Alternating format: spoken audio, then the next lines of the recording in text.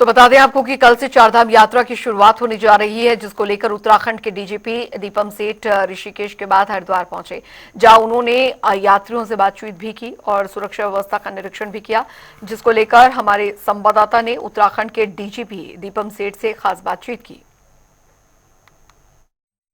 उत्तराखंड में चारधाम यात्रा कल से शुरू हो रही और आज उत्तराखंड डीजीपी दीपम सेठ ऋषिकेश के बाद सब हरिद्वार में जो है निरीक्षण करने पहुंचे। सर, आपके द्वारा व्यवस्था लगातार बढ़े जा रहे हैं चारधाम यात्रा को लेकर, अब ऋषिकेश के बाद हरिद्वार आप पहुंचे, किस तरह की व्यवस्था है हरिद्वार में? देखिए, ये एक बड़ा महत्वपूर्ण स्थल है जहां तक चारधाम यात्रा प्रबंधन की बात है, क्योंकि ये एक एंट्री है हमारे देवभूमि के लिए, जहां से पर्यटक और श्रद्धालु चारधाम यात्रा के दौरान हमारे राज्य में आते हैं।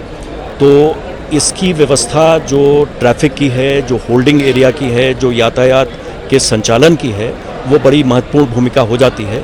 उसी के रिव्यू के लिए हम लोग आज यहाँ पर आए हैं। जो हमारे पार्किंग एरियाज़ हैं, होल्डिंग एरियाज़ हैं, पंजीकरण व्यवस्था है, ताकि उसको एक बार हम लोग फाइनली रिव्यू करें। सर, चारधाम यात्रा के दौरान ट्रैफिक का एक बड़ा चैलेंज रहता है, इस बार किस तरह की व्यवस्था की गई है ताकि जो ट्रैफिक है उसको लेकर कोई जाम की समस्या ना बने? कितनी पुलिस बल यहाँ पर तैनात किए गए इस बार? देखिए, जहाँ तक ओवरऑल चारधाम का प्रश्न है, तो कुल लगभग 6000 पुलिसकर्मी का फोर्स और लगभग 17 कंपनी पीएसी और 10 कंपनी पैरामिलिट्री बल लगाया गया है।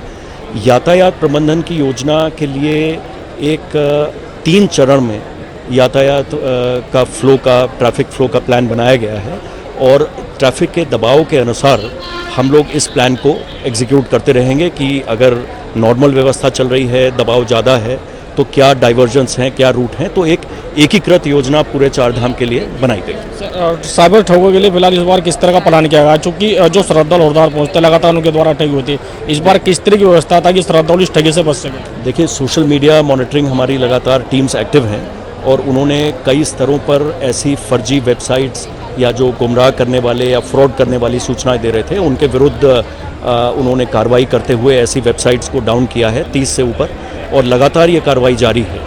और मैं सभी से ये अपील करना चाहूँगा कि जो चारधाम यात्रा का पंजीकरण हो, हेली सेवाओं के लिए हो और अन्य किसी भी जानकारी के लिए हो, तो सब लोग जो ऑफिशियल वेबसाइट इसकी है, ऑफिशियल नंबर्स हैं, उसी का ही प्रयोग करें। चारधाम यात्रा में पहुँच रहे सभी श्रद्धालुओं से आपकी क्या अपील है? श्रद्धालुओं से अपील है कि वो अपने पूरे जो उनका कार्यक्रम है, जो उन्होंने योजना बनाई है, जो उनका दर्शन का प्लान है, उसके लिए पूरा उत्तराखंड प्रशासन, माननीय मुख्यमंत्री जी की अध्यक्षता में सारा प्रशासन इसके लिए पूरी तरह तैयार है।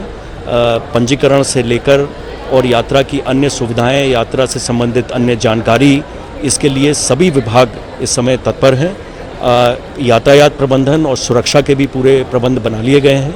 तो मैं ये कहना चाहूँगा कि श्रद्धालु यहाँ बड़ी संख्या में आएँ और वो देखें कि सभी जो उनके लिए पूरे राज्य का प्रशासन है, वो उनके सुगम और सुरक्षित यात्रा के लिए तैयार है। बिल्कुल, व्यवस्था पूरी तरह से दुरुस्त है और ऋषिकेश के बाद हरिद्वार भी जोन के दौरान निरीक्षण किया गया। डीजीपी ने साफ तौर पे कहा है कि चारधाम में पहुंचने वाले यात्रियों का सभी का स्वागत है, लेकिन चारधाम यात्रा सभी सुरक्षित करे और सुरक्षित रहे, तमाम व्यवस्था हरिद्वार डीजीपी के द्वारा यहाँ पर की गई है।